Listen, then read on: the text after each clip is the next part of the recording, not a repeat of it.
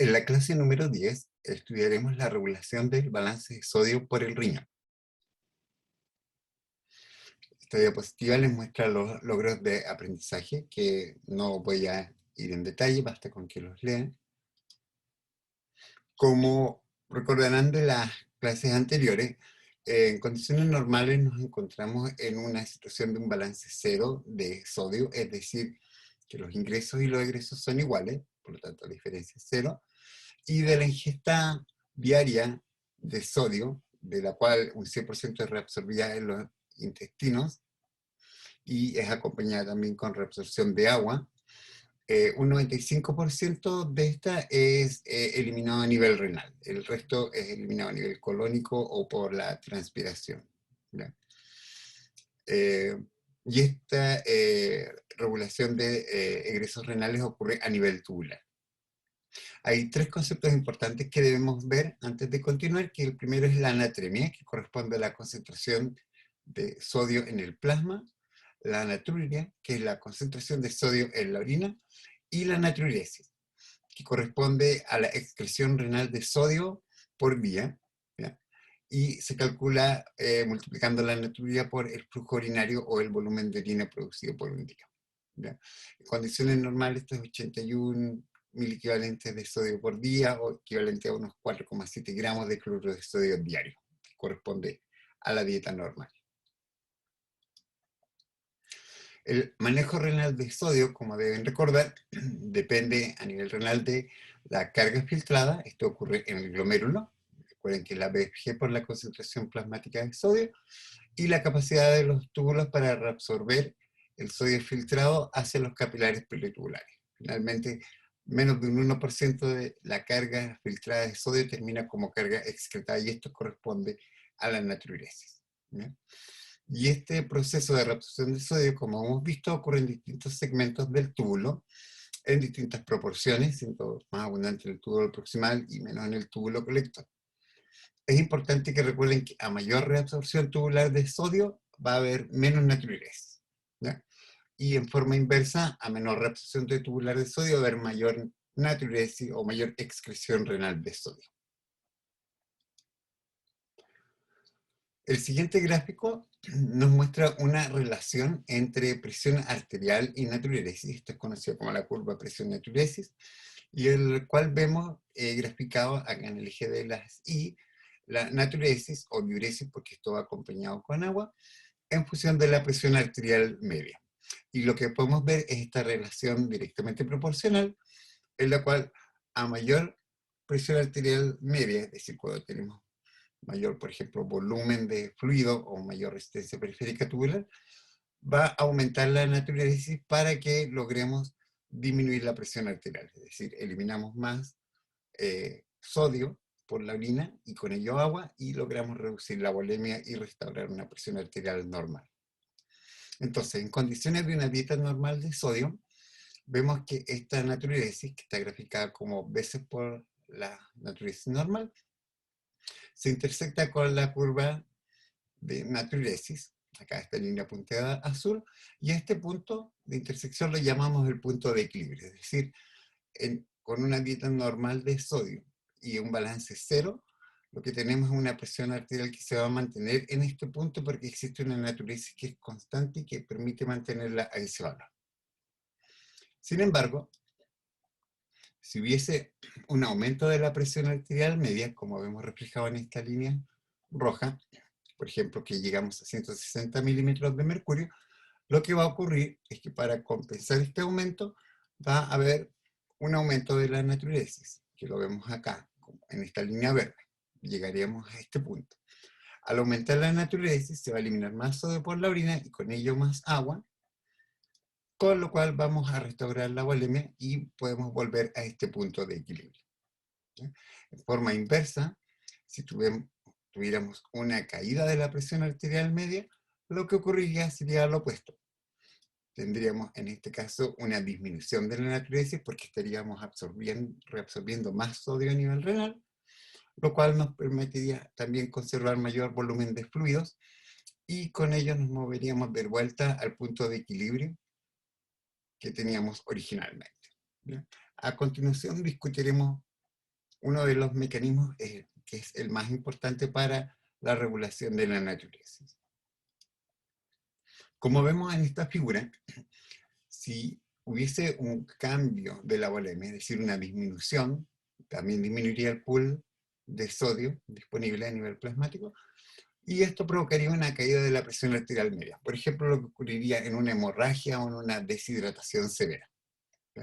Como vieron en cardiovascular, esto se sensaría a nivel de vasoreceptores y haría el reflejo del vasoreceptor, que actuaría a nivel de los centros vasomotores del cerebro, estimulando un aumento de la actividad simpática. Estas fibras simpáticas, una de las cuales inerva el riñón, va a estimular la liberación de la enzima renina, ¿ya? Que es una proteína que va a ser liberada hacia el torrente sanguíneo, en donde va a hidrolizar otra proteína que se llama angiotensinógeno y que es secretada constantemente por el hígado. ¿Ya? El producto de la hidrólisis de angiotensinógeno es un péptido llamado angiotensina 1, que es biológicamente inactivo, pero cuando a través de la circulación llega a los capilares pulmonares, va a ser transformado en angiotensina 2 por la enzima convertidora de angiotensina que se encuentra en las células endoteliales de los capilares pulmonares.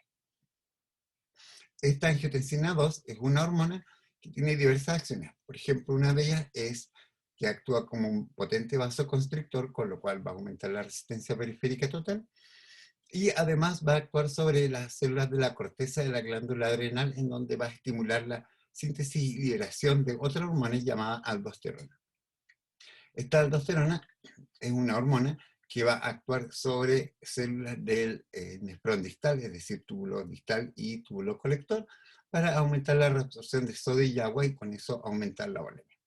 Junto con la vasoconstricción, esto va a producir un aumento de la presión arterial que nuevamente va a ser sensado a nivel de vasoreceptores para cesar la respuesta que se había originado por la pérdida de volemia inicialmente. Esta enzima renina es secretada por células que están llamadas células granulares, que son parte del aparato yuxtaglomerular, que se encuentra en el riñón, que vimos anteriormente en la clase. Y vemos acá en esta fotografía que las células granulares son células especializadas que poseen estas vesículas negras que están llenas de la enzima renina. Entonces, cuando hay una disminución de la presión arterial, se produce un aumento del tono simpático y estos nervios simpáticos que inervan a las células granulares van a estimular la liberación de la enzima renina hacia el torrente sanguíneo. Otro mecanismo para estimular la liberación de renina es mediante la retroalimentación tubulo-glomerular, que ocurre cuando hay una caída de la BFG. Esto se sensa a nivel de células de mácula densa y va a promover la liberación de renina. En esta figura vemos los distintos pasos de la síntesis de angiotensina 2, los cuales vemos que este angiotensinógeno que es producido por el hígado, una proteína de 452 aminoácidos, es clivada por la enzima renina en los 10 primeros aminoácidos, acá en el N terminal, produciendo la liberación de este péptido, que es la angiotensina 1, de 10 aminoácidos, y esta al llegar al endotelio pulmonar va a ser clivada una vez más por la enzima convertidora de angiotensina, transformándola en un péptido de 8 aminoácidos llamado angiotensina 2 y que es la hormona activa. Y esta hormona, como vimos anteriormente, tiene tejidos blancos y distintas acciones, cada uno de ellos. En el cerebro estimula la sensación de sed, promoviendo el consumo de agua. En el músculo lisovascular es vasoconstrictora y en la corteza adrenal promueve la secreción de la hormona aldosterona. A continuación veremos cómo actúa esta hormona aldosterona a nivel renal. Tiene dos sitios de acción. El primero de ellos es en el túbulo distal. En el túbulo distal, esta hormona, que es una hormona lipofílica, puede atravesar libremente la membrana, en donde se une a receptores intracelulares, llamados receptor de mineralocorticoides, o MR, y va a promover la dimerización de estos receptores para que se transloquen hacia el núcleo. Una vez en el núcleo, se unen elementos de respuesta a esta hormona en el ADN de la célula blanco, promoviendo la expresión de dos proteínas. La primera de ellas es el cotransportador sodio-cloruro, o NCC, que vimos anteriormente, y la otra es una proteína quinasa llamada SGK1. SGK1 tiene como función fosforilar a NCC, y al estar este fosforilado se va a insertar en la membrana apical de las células del túbulo distal. Por lo tanto, se consigue obtener un mayor número de NCCs activos en la membrana para transportar más sodio y cloruro. Cabe destacar que mientras esté fosforilada esta proteína, va a permanecer en la membrana. Existe otra hormona que es muy similar a la aldosterona, que también es liberada por la glándula adrenal, que es el cortisol, que tiene acciones principalmente de tipo metabólico. Sin embargo, esta hormona también puede unirse al receptor de mineralocorticoides, y como es de 100 a 1000 veces más concentrada en el plasma, podría ejercer esta misma acción. Sin embargo, este receptor está acoplado a una enzima que se llama 11-beta-hidroxiesteroide deshidrogenasa tipo 2, o 11-beta-HSD2, que convierte el cortisol a cortisona, que también es una hormona de la familia de los glucocorticoides, pero que no es capaz de unirse a los receptores de mineralocorticoides. Por lo tanto, previene un síndrome de exceso aparente de aldosterona. Finalmente, la aldosterona también ejerce una acción importante a nivel del túbulo colector, en la cual, al unirse al ADN, este dímero de receptores, va a promover acá la expresión de 3 proteínas principalmente. La primera de ellas es el canal epitelial de sodio, que vimos anteriormente. Entonces va a aumentar el número de canales que van a llegar a la membrana plasmática apical.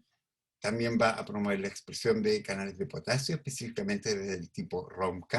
Recuerden que se necesitan ambos canales para tanto reabsorber sodio como secretar potasio. Y también va a estimular la expresión de subunidades de la bomba de sodio, que está en la membrana vasolateral. ¿Ya? Por lo tanto, al aumentar la reabsorción de sodio, también se produce un aumento en la secreción de potasio. Esto genera un lumen positivo, lo cual va a promover un lumen negativo, lo cual va a promover la reabsorción de cloruro por la vía paracelular, ¿no? Con lo cual se logra reabsorber más sodio y genera una gradiente osmótica para reabsorber agua también. Pero eso es por la vía paracelular, como veremos en las próximas clases.